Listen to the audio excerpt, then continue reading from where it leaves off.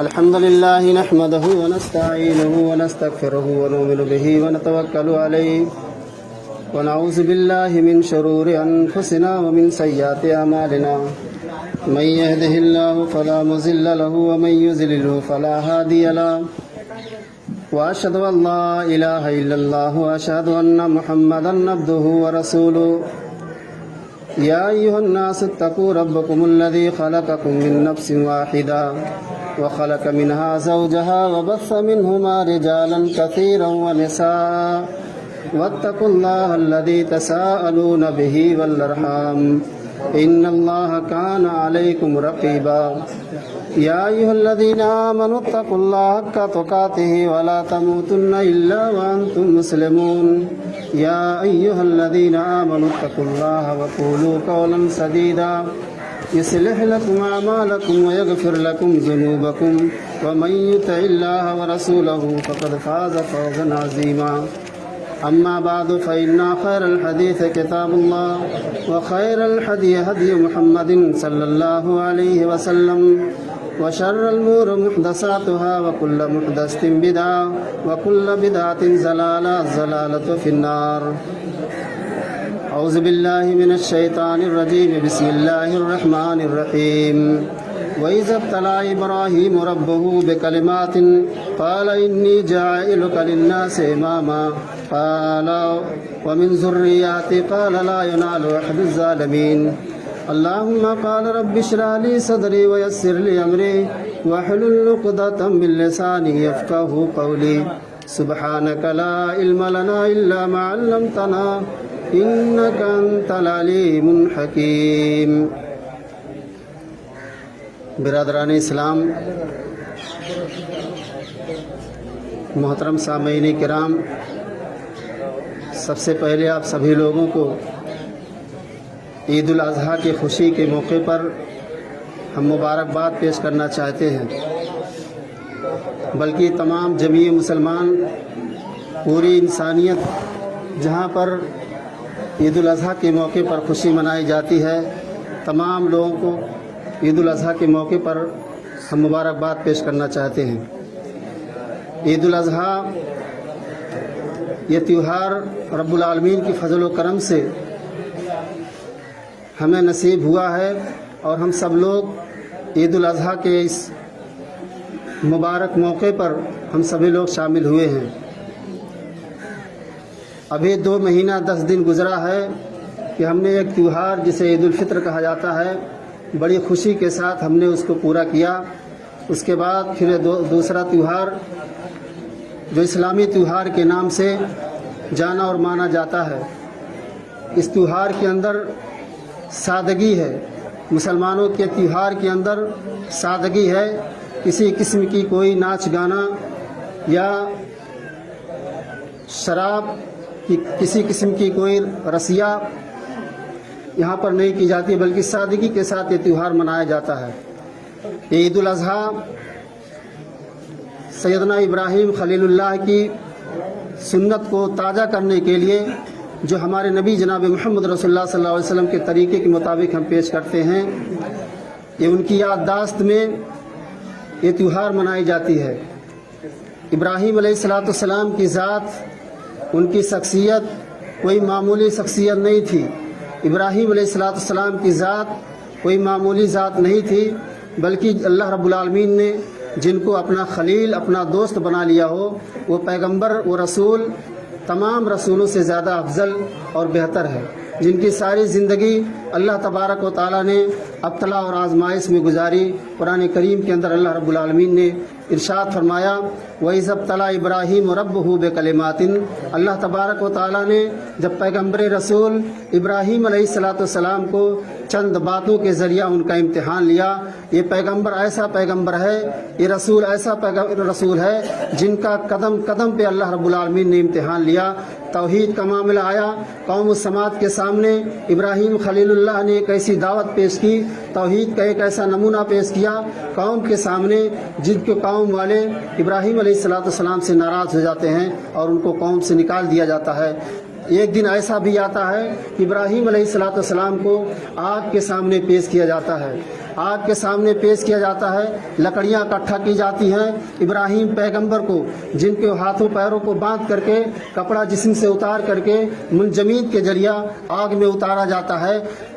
तारीख हमें इस बात पर बताती है कि वही आग जो जलाने का काम करती है, वही आग जो इंसानों को या घरों को, मकानों को, सारी चीज़ों को जला करके राख कर देती है। लेकिन रब मर्जी खुदा ऐसा होता है, अल्लाह की मर्जी ऐसी होती है, वही आग इब्राहिम खलीलुल्लाह के लिए जो है गुले गुलजार बन जाती है। आग है, औलाद इब्राहिम है, नमरूद है, क्या किसी को फिर किसी का इम्तिहान मकसूद है। सारी ज़िंदगी अल्लाह तबारक व तआला ने इब्राहिम अलैहिस्सलाम को आजमाया है। ऐसे ही उम्मत मुसलमा के हर फर्द को, हर इंसान को, हर बच्चे को, बूढ़े को, हर मर्द और औरत को रब्बुल आलमीन इम्तिहान लेता है, आजमाता है। जब अल्लाह आजमाने पे उतर जाए, इम्तिहान लेने पे उतर जाए, तो नबियों को नहीं छोड़ता, पैगंबरों को नहीं छोड़ता, उनका भी इम्तिहान लेता है। जिस तरीके से अल्लाह तबारक व तआला ने इब्राहिम खलीलुल्लाह का इम्तिहान लिया था, और वो हर इम्तिहान के अंदर पास हुए थे, इम्तिहान के अंदर कामयाब हुए थे, उन्हें कामयाबी मिली थी। आग के सामने पेश किया गया, वही आग इब्राहिम अलैहिस्सलाम के लिए गुले गुलजार बन जाती है। इससे यही सिर्फ नहीं, बड़ी तमन्नाओं के बाद, बड़ी कोशिशों के बाद, बड़ी आरजुओं के बाद 80-82 साल की उम्र में रब्बुल आलमीन जो इब्राहिम खलीलुल्लाह दुआ करते हैं, अल्लाह से फरियाद करते हैं, रब्बि हबली मिनस सालिहीन, ऐ हमारे परवरदिगार, हमारे बुढ़ापे का कोई सहारा नहीं है, कोई औलाद नहीं है, ऐ अल्लाह तू हमें सालेह नेक और सालेह औलाद अता फरमा। अल्लाह तबारक व तआला ने इब्राहिम अलैहिस्सलाम की दुआ को कबूल फरमाई। इस और एक बेटे की बशारत सुनाई, इस्महु इस्माइल, जिनका नाम इस्माइल था। वो नौनिहाल बच्चा, छोटा सा बच्चा जो हाजरा अपनी माँ के पेट से जन्म लेता है, जन्म लेने के बाद अल्लाह रब्बुल आलमीन के जानिब से इम्तिहान चालू हो जाता है, आजमाइश शुरू हो जाती है। अल्लाह हुक्म देता है, ऐ मेरे महबूब पैगंबर, ऐ इब्राहिम, अगर तुम हमारा जो है हम देखना चाहते हैं कि हमारे इस इम्तिहान में कितना कामयाब होना चाहते हो, उस नौनिहाल बच्चे को अल्लाह रब्बुल आलमीन हुक्म देता है कि इब्राहिम, अपने इस दूध पीते बच्चे को ले जा करके इस मुक़द्दस वादी गैर जी ज़रा के अंदर छोड़ आओ, जहाँ न इंसान है, न इंसान की आमदोरफ्त है, न चिड़िया है, न परिंद है, न दरख्त है, न पेड़ पौधे हैं, न इंसान का आना जाना है, न पानी है, न खाने का कोई सामान है। उस चटियल मैदान, बेयाबान जंगल, सुनसान वादी के अंदर ऐ इब्राहिम खलीलुल्लाह उस दूध पीते बच्चे को और अपनी बीवी हाजरा को ले जाकर के उस मुक़द्दस वादी गैर जी ज़रा के अंदर छोड़ आओ। ये किसका हुक्म है? अल्लाह का हुक्म है। और अल्लाह के एक हुक्म पर इब्राहिम अलैहिस्सलाम लगते सफ़र बांधते हैं, कुछ सामान खाने पीने की चीज़ें लेते हैं, बीवी का हाथ पकड़ते हैं, बच्चा गोद में होता है, लेकर के रवाना हो जाते हैं। बीवी रास्ता पर पूछती है, मेरे सरताज, मेरी खिदमत में कौन सी कमी आ गई है, मेरी खिदमत में कौन सी कमी आ रही है? आप मुझे इस बेयाबान जंगल में लेके कहाँ जा रहे हैं, सुनसान वादी में लेके कहाँ जा रहे हैं, जहाँ न इंसान है, न इंसान का आना जाना है, न खाने पीने की कोई चीज़ है, न दरख्त है, न साया है। इस सुनसान वादी में ऐ मेरे सरताज, ऐ मेरे शौहर, आप हमको यहाँ किसके हवाले छोड़ करके जा रहे हैं? इब्राहिम अलैहिस्सलाम खामोश हैं। ये लोग कैसे हैं? अल्लाह रब्बुल आलमीन कैसा इम्तिहान ले रहा है? अगर अल्लाह रब्बुल आलमीन हमारा थोड़ा सा इम्तिहान ले ले तो हम घबरा जाते हैं, परेशान हो जाते हैं, सब्र का दामन छोड़ देते हैं, सब्र का पैमाना लबरेज हो जाता है और अल्लाह रब्बुल आलमीन के साथ लायानी खुराफात बातें किया करते हैं। लेकिन मेरे दोस्त बुजुर्गों, इस वाक़े से हमें यही इबरत हासिल करनी चाहिए कि परेशानी के वक्त, मुसीबत के वक्त, दुख दर्द के वक्त इंसान को घबराना नहीं चाहिए, बल्कि सब्र का दामन थामे रखना चाहिए, रब्बुल आलमीन की ज़ात के ऊपर एतमाद और भरोसा रखते हुए, जिस तरीके से इब्राहिम खलीलुल्लाह ने अल्लाह के ऊपर एतमाद और भरोसा रखते हुए अपने बीवी बच्चे को उस मुक़द्दस वादी गैर जी ज़रा के अंदर छोड़ करके चले आते हैं। बीवी जब वहाँ से आते हैं, बीवी पीछे से कुर्ते का दामन पकड़ लेती है, मेरे सरताज, आप यहाँ मुझको किसके हवाले करके जा रहे हैं? यहाँ न इंसान है, न इंसान की आमदोरफ्त है, न खाने की कोई चीज़ है, आप हमको यहाँ किसके हवाले छोड़ करके जाते हैं? इब्राहिम अलैहिस्सलाम खामोश हैं। बीवी पूछती है कि मेरे शौहर क्या अल्लाह का यही हुक्म है? इब्राहिम जवाब देते हैं कि हाँ मेरे बीवी, अल्लाह का यही हुक्म है कि तुम अपनी बीवी और बच्चों को इस वादी गैर जी जरा के अंदर छोड़ करके चले जाओ। इब्राहिम अलैहिस्सलाम छोड़ करके बड़ी दूर चले जाते हैं। इतनी दूर चले गए, वहां से पलट करके देखा बीवी बच्चे निगाहों से ओझल हो चुके हैं। इतनी दूर चले आए जहाँ खाने काबा तामीर करना था, जहाँ खाने काबा का नामो निशान मिट चुका था, खत्म हो चुका था। इब्राहिम अलैहिस्सलाम उस जगह आए, खड़े होकर के दुआ करने लगे, रब्बना इन्नी अस्कनतु मिन ज़ुर्रियती बिवादिन गैर ज़ी ज़रइन इंद बैतिकल मुहर्रम रब्बना लियुकीमुस सलात। ऐ हमारे परवरदिगार, हमने अपनी बीवी बच्चे को उस मुकद्दस वादी गैर जी ज़रा के अंदर इसलिए छोड़ आए हैं, इसलिए वहाँ ठहरा करके आए हैं ताकि ऐ मेरे परवरदिगार लियुकीमुस सलात, ये लोग नमाज के पाबंद हो जाएं, लियुकीमुस सलात, नमाज के पाबंद हो जाएं। इब्राहिम अलैहिस्सलाम ने ये दुआ की। अल्लाह के नबी जनाब मोहम्मद रसूलुल्लाह सल्लल्लाहु अलैहि वसल्लम बयान करते हैं कि हमारे दादे अमजद इब्राहिम अलैहिस्सलाम ने जो दुआ मांग ली, आज तक किसी पैगंबर ने वो दुआ नहीं मांगी है। दुआ क्या मांगी कि रब्बुल आलमीन मेरी ज़ुर्रियत को, मेरे औलाद को, मेरे बेटे को मैंने इस नाते हम इस वादी गैर जी ज़रा के अंदर छोड़ करके आए हैं ताकि लियुकीमुस सलात, ये लोग नमाज के पाबंद हो जाए, नमाज के पाबंद हो जाए। गोया कि नम पता यही चला कि नमाज पिछले उम्मतियों के ऊपर भी फर्ज थी। नमाज इतनी अहम इबादत है, इतना अहम रोल है कि अल्लाह तबारक व तआला ने नमाज की फर्जियत पिछले उम्मतियों के ऊपर फर्ज थी। चाहे जाए कि वो 5 वक्त की ना पढ़ते हो, 2 वक्त की पढ़ते हो, 3 वक्त की पढ़ते हो, लेकिन उनके ऊपर भी नमाज फर्ज थी। इब्राहिम अलैहिस्सलाम खड़े होकर के दुआ करते हैं और फिर कुछ दिनों के बाद धीरे धीरे वहाँ इंसानों की आमदोरफ्त चालू हो जाती है। हजरत हाजरा अलैहिस्सलाम खाने पीने की जो सामान लेके गई थी वो ख़त्म हो जाता है। नौनिहाल बच्चा, जो दूध पीता हुआ बच्चा, माँ के पिस्तान से लिपटा हुआ है, लेकिन खाने की चीज़ भूख प्यास की वजह से माँ के पिस्तान से दूध भी नहीं उतरता है कि अपने बेटे इस्माइल को पिला सके। भूख प्यास की शिद्दत बर्दाश्त न करते हुए इस्माइल अलैहिस्सलाम ज़ारो के तार रो रहे हैं, एड़ियाँ लग रहे हैं। माँ तड़प जाती है, तड़प करके सफ़ा और मरवा के दरमियान चक्कर लगाती है। 7 बार चक्कर लगाती है। टीले पहाड़ पे चढ़ करके देखती है कोई इंसान मिल जाए, कोई आदमी मिल जाए जो खाने की कोई चीज़ हमें दे दे या पीने का कोई जरिया हमारे लिए बन जाए। फिर वहाँ से दौड़ करके सफ़ा पहाड़ से दौड़ करके मरवा पहाड़ पे आती है, वहाँ चारों तरफ निगाह दौड़ाती है, किसी इंसान का कोई पता नहीं। इसी तरीके से 7 चक्कर हजरत हाजरा अलैहिस्सलाम ने सफ़ा और मरवा के दरमियान में लगाया। अल्लाह रब्बुल आलमीन को ये अदा इतनी पसंद आई, अल्लाह तबारक व तआला ता क़यामत तक के लिए एक इबरत बना दिया, मुसलमानों के लिए एक नसीहत बना दी, हुज्जाज किराम के लिए एक सुन्नत बना दिया। एक हाजी का उस वक्त तक हज नहीं मुकम्मल होगा जब तक कि 7 मरतबा सफ़ा मरवा के दरमियान चक्कर न लगा दे।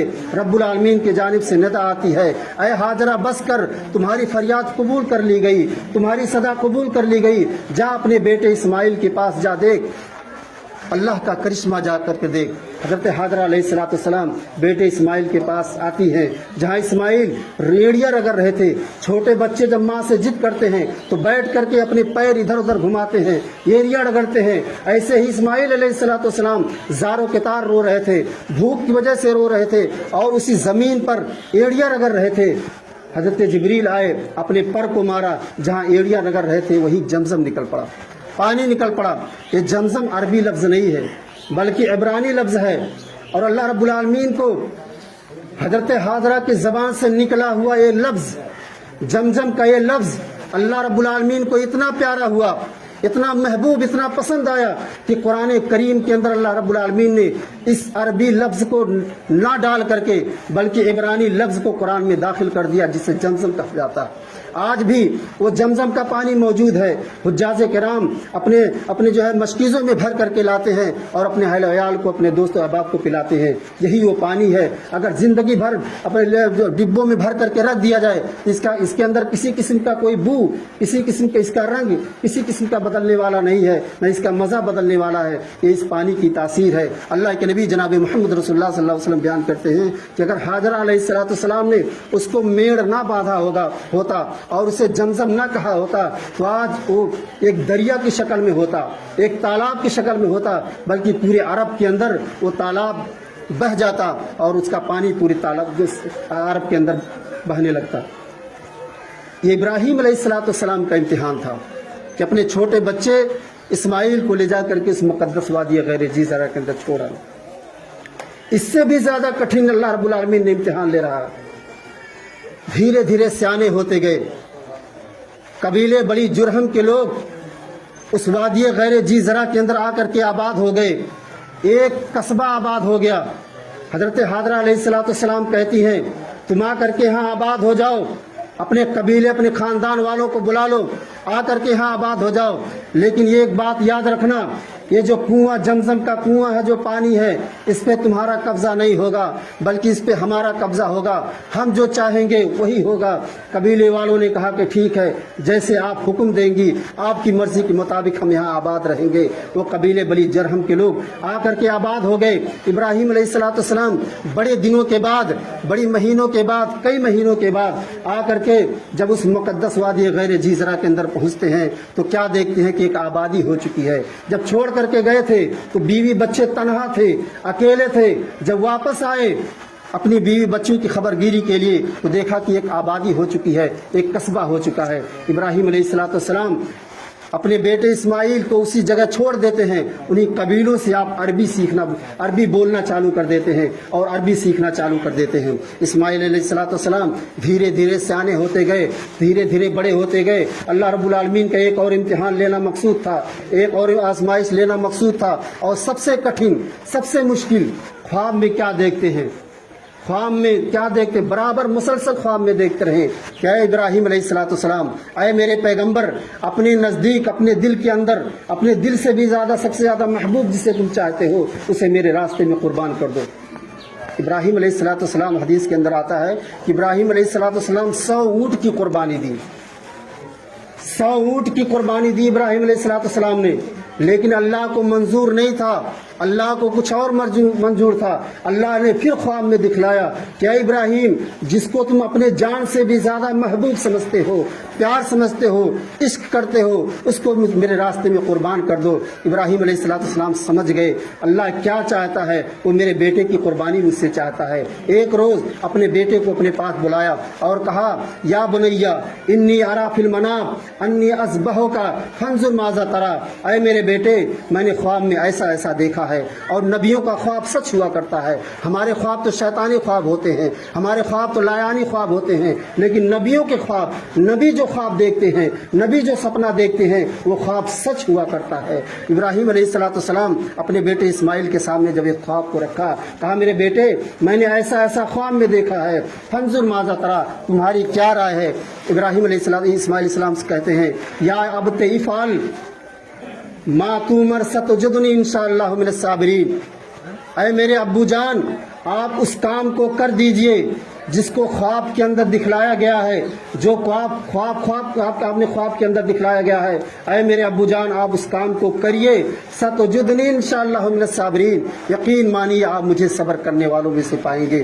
میرے دوست بزرگوں، باپ بیٹے دونوں تیار ہو جاتے ہیں اور منی جہاں حاجی لوگ قربانی پیش کرتے ہیں وہاں لے جا کر کے راستے میں شیطان ملتا ہے. نبیوں کو بھی پیچھا یہ شیطان نہیں چھوڑتا، رسولوں کا پیچھا شیطان نہیں چھوڑتا. ہم تو ایک انسان ہے، ان ہمارے نس میں شیطان گھسا ہوا ہے اور قدم قدم پہ ہمیں بہکا رہا ہے. نبیوں کے پاس گیا، ابراہیم کے پاس گیا، کہا کہ اے ابراہیم، کیا ایک سپنا دیکھ کر کے اپنے بیٹے کو قربان کرنے جا رہے ہو؟ تمہارا اکلوتا بیٹا ہے، اسے ختم کر دو گے، قربان کر دو گے تو تمہاری خدمت پرورش کون کرے گا؟ لیکن خواب تو سچ ہوا کرتا ہے. اللہ کے جانب سے خواب تھا. ابراہیم علیہ السلام نے ایک کنکر اٹھایا اور شیطان کو دے مارا. کہا تو شیطان ہے. وہی شیطان بھاگتا ہوا حاجرہ علیہ السلام کے پاس گیا اور کہا کہ اے حاجرہ، تجھے نہیں معلوم تمہارے بیٹے کو اسماعیل